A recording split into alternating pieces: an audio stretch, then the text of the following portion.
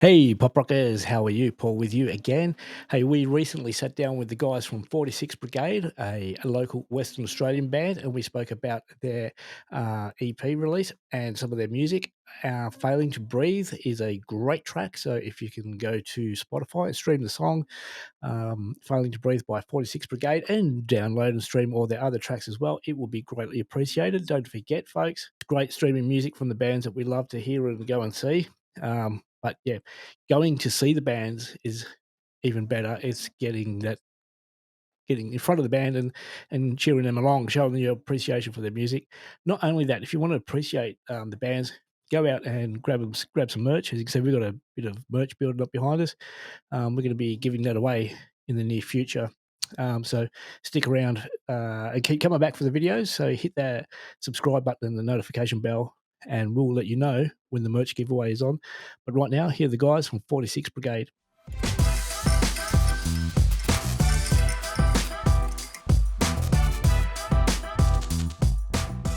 Hey, Pop Rockers! Right now we got 46 Brigade with us. How are you guys? Good, yeah, we're awesome. We're missing one. We're missing Craig, but hopefully he'll get in. He's having technical issues. Hey, now, I've got him. We've got him. He's in. Hey! Turn your phone. The wonders of technology. Hang on. The lead singer wants to make a dramatic entrance, right? Yeah. Turn it on its side. Oh, you want to put it on the side? Okay. Yeah. There you go. That's it. Perfect. Yeah. So then we go do that. We got. Look at us handsome boys. Look at us handsome fellas. So there you go. We've got Craig. We've got the whole crew in. Everyone's got a piano in the shot. Yeah, I can play, mate, if you want.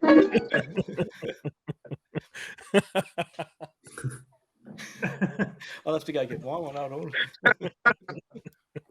I'm just sitting on the lounge. I think the only thing I can play on keyboard is like a little bit of Van Halen, the jump. So that's the first thing you learn, isn't it? That's all you need to know. Yeah. So how are you guys all going? Pretty good. Yeah, yourself? I'm just happy I'm on stream here, actually. I thought I was going to miss out. Looks like Craig's had a haircut for the occasion too. No, actually, is it coming up all right? Yeah. I know, he's done it. There's a bald spot. Yeah. That's why I wear the hat, so I don't have to go get the haircut. So I can just brush it all back and no one can tell. So, yeah, well, I wanted to start off like, I got the email come through that introduced you guys, the band, and it had the music attached to it. And I'm like, why haven't I heard from you guys before? It's like, the music is really, great. It's good. It's awesome. We love it. Oh, that's great. Thanks. Yeah. So, yeah, well, like, it come out of the blue. Do you just get, tell us all about yourselves. Where, what, how, who? Well, I suppose I should maybe start just with, the whole project started about just over 10 years ago. Yeah. And we were actually just kind of put the camera up. Is that better? Yeah. There you go. Cover the bald spot. It started about 11 years ago, I think it was. And it was just a bunch of songs that I had written, and the guys at the time, we tracked them, we put them down, and we put our first album out. And got a little bit of radio airplay, and then we got offered one of the songs on the first album was a song called Soldier, which got picked up by someone asked us from the Dockers to come and play at one of the Lane Hall Anzac Day thing, because the song suited it. And so we went and did that, and we did a few gigs after that, and then things just kind of went. I don't know, we went into a little bit of a hiatus, if you like, at that point. And then, so for about 2 or 3 years, nothing happened. And then, the other two members of the band, Steph and Matt, were sort of busy doing other things at the time. And I was approached by Duncan, said you like some of the stuff. And Duncan came and sort of put some bass down on a few demos that I was doing. And we kind of just built it from there. Then Sam was had done his studio and was he was doing some drums. So he offered to do some drums for us, and we just kind of built it back up. And then we had enough songs to do a new album, and then we did another EP. And now we're just trying to get back in there and do some shows again. You know? Yeah. Yeah, but it's going to be that little bit harder now doing shows with the Badlands closing down. But you guys have been played alongside some big name acts: Icehouse, Birds of Tokyo, Eskimo Joe, Sneaky Sound System, 1927. Yeah, no, we've been really lucky, and all of those artists, you know, going back to your point earlier, we kind of really suit those artists and Yeah. and genre. And sometimes for a band like us, that can be a little bit challenging finding the right, gigs or the right audiences to play in front of. But those are perfect for us, and so we were rapt to get asked to do those, and we'll wrap that. The band was received really well at all of them. Yeah, no, that's good because Failing to Breathe is a great track. Thanks, mate. So, are you getting any commercial play from it? Well, I actually don't really know. We're getting quite a bit of airplay from community radio. There's a lot of guys around Perth, and we've got some regional community stations playing us, but very difficult to get commercial play, I think, with any songs these days. Yeah. Crazy. Are you on AMRAP? Yeah, we are. Yeah. We've got all the songs are on AMRAP, but we got booted off. We were not able to use AMRAP. Yeah. Why was that? Because we are internet based and not broadcast based. Oh, okay.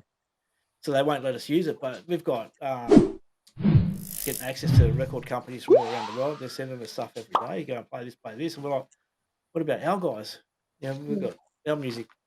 Australian bands are just as good, and if not better than what's out there. And I think that answers it. I suppose is we're not affiliated with any record company. We're 100% independent as far as we record everything ourselves. We do all our own videos, like all our own marketing, our own gigs. Like Duncan's really good at organising the gigs, and and we've all kind of got our own little role.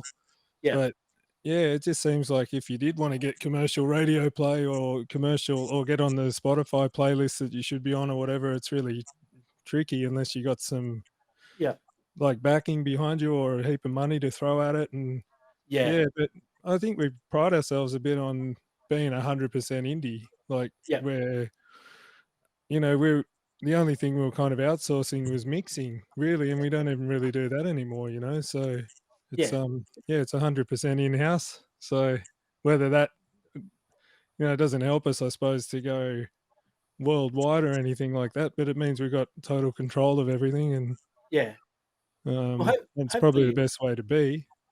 Hopefully more people pick you up from AMRAP and it'll get going on some of the commercial stuff, because we really push, I know, for our listeners and viewers, and I say to them all the time, it's great you listen through on Spotify and things like that, but you've got to get and support the bands by going out to the shows. Get involved, buy the tickets for the shows, buy the merch, CDs, DVDs, and have it in your hand so that you can support the bands. It's the best way to do it, rather than. Yeah, we were just talking about that the other night, actually, just about trying to make a lot more shows. Just put them together ourselves, and so because it's really difficult to get on festivals, and like you're saying, even AMRAP. It's a massive database, and if someone doesn't really pick you up, you've got to try and force them to hear you. So. Yeah, so I'm surprised. I thought you'd be going right off. I thought you'd be up there with on 96 FM and things like that, with playing alongside, like you said, Birds of Tokyo, Icehouse, and bands like that. Oh man, that would be a dream. But if you know anyone, put a good word in. It's a good point, though. So I was going to say, you're not the first band to say that, Paul. Because that is probably where we should be being played, right? Yeah. Those sort of commercial stations, and we've done a little bit, promo stuff, say, down south on the Triple M, and we fit well, but we're in this sort of tricky spot where we're probably not indie enough to be on some of the real indie stations, and we're not, like Sam was saying, we haven't got the financial backing or the record company backing to push us into some of those commercial stations. So it's we're kind of sitting in the middle a little bit, but given the opportunity, guys, people actually get to hear it. We're not young enough for Triple J. Yeah, well, aren't they in a bit of bother at the moment because of the music they're playing? They're losing listeners like at a great rate of knots. So, but anyway, on a better note, we're Pop Rock Radio is going to be on iHeartRadio. So that's really? Right. yeah. So that'll That's be this great. week. So then people will be able to hear your music through Pop Rock Radio and iHeartRadio. Awesome. So hopefully I'll start tuning in. Do you have any merch? Do you have a merch store set up? Yeah, we have merch at gigs and stuff. We probably actually just about to buy some new stuff at the moment, t-shirts and hats and stuff. And obviously we've got lots of CD releases, but I'm not sure. I think vinyl is probably the way to go, but we haven't got any vinyl at the moment. So.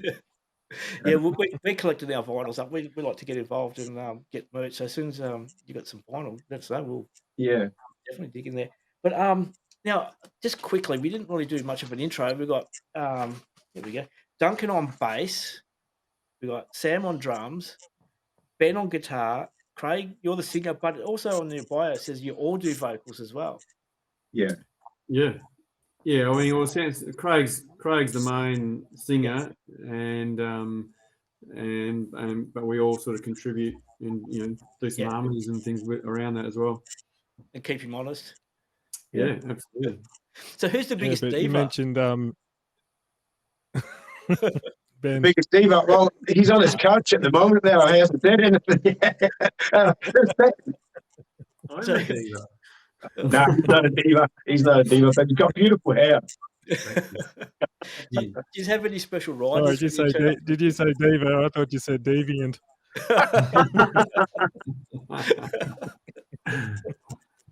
Oh dear. So, do you have any special riders when you turn up to a club? No, like green M&Ms or anything like that? No. I've heard about that stuff with Pink. I think she gets the yellow M&Ms or something. But yeah, there was a band. I forget who it was. I can't remember if it was Nickelback or it was. They were always they were pinged for their riders, and what it was that they wanted certain M&Ms taken out of the packet, certain color, and they knew that if they turned up to the gig and that M&M color was not in there, that the venue and the management were paying attention to fine details. So when they went out on stage, they knew everything was going to be spot on. Okay. But if they, that was Van Halen. Oh, Van Halen, yeah. Apparently, Van Halen back in the day, yeah. And no, they said that they did that just to make sure that they read their contracts and everything properly. Yeah, there you go. That's how they knew. So apparently, yeah. So, but we don't do that. We're happy if we get a couple of bottles of water. I remember we went down to Manjimup and we got kebabs. That was pretty good. Good kebabs. You were too. Got a burger for lunch and everything. So talk us through your. We got a burger for lunch. Yeah. Oh, that's nice. So talk us through your creation, your writing process. How do you get together and? To date, it's kind of been like I just kind of sit here at this little studio and just with the guitar and the piano and the computer and just kind of write some demos. And I think that's kind of the way it's been working in the past. And then I'll send stuff out and the boys will put their own slant on things, whether it's bass, guitar, sound plays, or drums. And then we've been sending the stems away to Sweden in the past. And then just recently with one of the songs off the last EP, Sam actually mixed it at his studio. And so it was a hell of a lot cheaper. We only had to buy him a few beers for that one. And that's right. What flavour beer? So but it turned out just as good, I think. So hopefully. But also, I mean, Duncan writes, Ben's contributed a couple of little ideas that we haven't quite got around to working with just yet. So hopefully soon we'll get back in there and write some more and record some more. Yeah. Have you got enough material for the album? Are you releasing an album or just an EP? We released there's 2 albums. The back catalogue, there's 2 full albums and an EP as well that we released in November. That's the most recent. So yeah, there's plenty of material. Oh yeah. So we just got to get people to go. You got a website set up? Yeah, it's 46brigade.com. Yep. How did you come up with the name 46 Brigade? Oh, that was way back when we started the project, and I don't know if I should give my age away, but back then I was 46, and the girl I was with at the time, as I said to me, I was complaining, I was always complaining about things. Yeah. It just feels like a one-man army. I wish I had a band that we could play these songs with, but I don't even have a name for a band. And she said, "Well, you're 46, and you said you feel like a one-man army. What about Brigade? 46 Brigade." So that's kind of how it came about. Yeah, and then you had the song Soldier. Yeah, well, it's kind of nothing to do with the relevance of that. It's probably it fits in, doesn't it? But it didn't actually come down. It wasn't the reason. Yeah. So you said you had the original lineup, and then you had your hiatus. Yep. Hiatus. Yeah. Then you come back. How did you go through the pandemic? Messenger. Yeah. An email. It worked. Well, it worked all right for us, because the way Craig works is he'll write up demos and things at home, and then being able to email files around, and I think, but we were doing that before, I think, the pandemic anyway, and the way, I'd never actually met Craig before I started playing on the stuff, so it was kind of like he was just a voice on the phone, and we were just chatting, and he'd send me files and I'd send him stuff back, and we kind of compare notes over Messenger and everything. So it was the only thing is it stopped live shows, I suppose, but then we were kind of trying to think of how, how all the bands were getting in their own little studios and doing live streams and all that sort of stuff. We didn't ever get around to doing that, but we certainly probably could have. But it didn't really put a dent in any of the writing process. It was probably a pretty creative sort of time, I reckon. It was probably when Dunk, did you come up with some stuff during that, like Failing to Breathe and all of that? Not specifically. That time? That was written, a couple of years before that. But I guess probably the thing of that period that was helpful was that I think we probably tracked a lot of the stuff. Yep. And so that was probably good, because we were able to be together and track particularly bass parts and guitars and stuff like that. So Craig was really driving the ship from that point forward when everyone was in lockdown, so he could sort of do his own stuff or send stuff to Sam if he wanted to do some things on the drums, and then really sort of get that tracking process done, get everything finished, and then then it was just kind of sending it all off to Thomas in Sweden for the mixing, and then it was just back and forth emailing and listening and sending off notes and getting it back and trying it. And so, but that was really that second album. That was that period where we recorded and we finished off Into the Great Unknown. So it was intense, but it was actually worked quite well. Yep. With Failing to Breathe, who wrote that? Who came up with that song? Well, that one's one of mine. I mean, at this point, Craig's he's written all the songs, right? And that particular song is one of mine. And that's off the latest EP that we just released. Yeah, because that track really, touched and really gelled with that track itself. That track, from the ones we've heard, but we've got a few of them on PopRock Radio. But that one is one of my favourites. So that's a pretty good track, and I know that it should be, like I said before, it should be being played commercially as well. But thanks, mate. Yeah, we spent a bit of time actually doing a really great video clip for that song as well. And that would be great to get that video out there as well, because it's it's got the old drone camera flying up, and it's just opportunity, isn't it? Just trying to get someone to grab something. Yeah. Hey, we've been talking on other interviews about situations where we were discussing it just recently, where people were throwing things at performers on stage. Have you had anything thrown at you guys while you're on stage? Well, what about you, Ben? Not in this band, have we? Had plenty of things thrown at us doing covers and things like that, but I think people are more respectful of original bands, I think, because you're not in the corner of a pub on a Friday night, just as performing monkeys. But yeah, I'm sure plenty of bigger bands than us have had, things thrown at them as a sign of respect or not necessarily nasty things, but no, I can't remember anything. No one's thrown up any young children, and you've had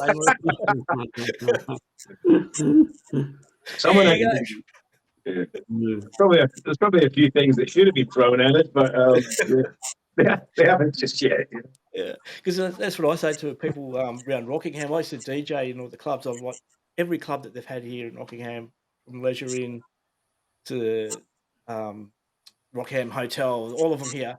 There's a certain time period that I reckon that half the population in Rockingham is because of me. So, so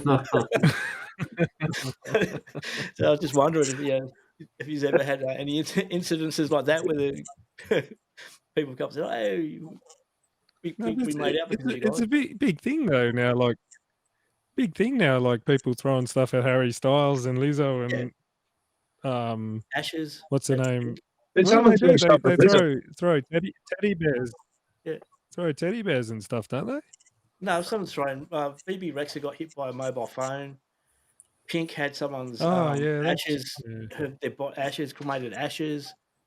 It's like sex. I think it's from what I've heard. I think it's a TikTok thing where there's this chain going on where people are getting it, and so they're filming each other and putting on TikTok. So it's kind of this trend, if you like, that's going on, but things have been getting a little bit out of control. Do you hit up the TikTok? No. No. My daughter's no.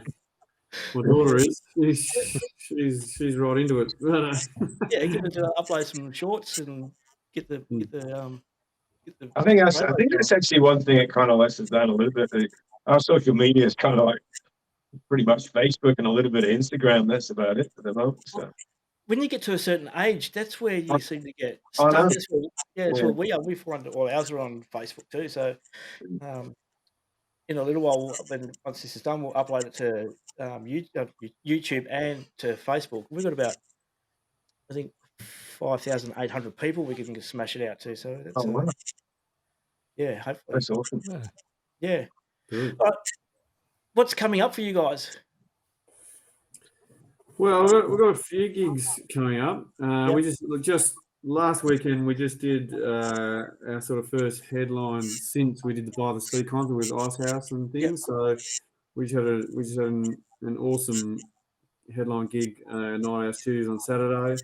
But next week, 4th and 5th of August, we're actually we're opening for Bloom, who's I don't know if you know Bloom, but she's based from WA, but tours around Australia with a few different shows, and she's released her own album. But she's doing her Fleetwood Mac show.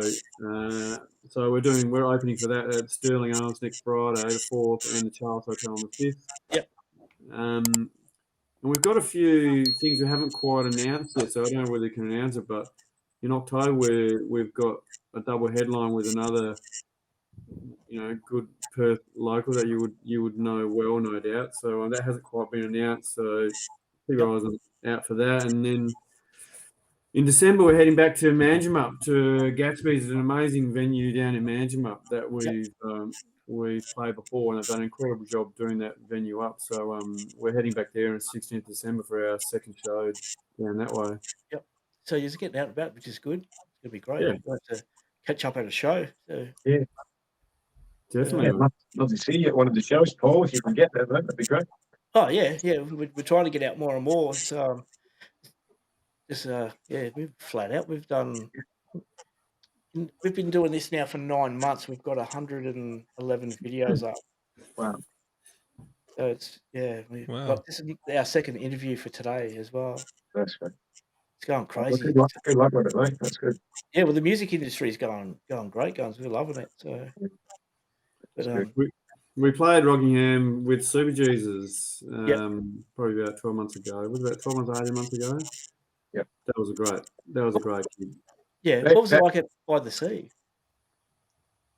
Yeah, by the sea was incredible. Actually, it was a really great experience. And we're kind of lucky to get on that bill, but it just kind of fell into our hands, and we just kind of grabbed the moment, seized the moment, and I think it was well received, and really enjoyed it. Yeah. No, that's good. It's good. It's great to see WA bands getting out there. Have you got any plans to go over east?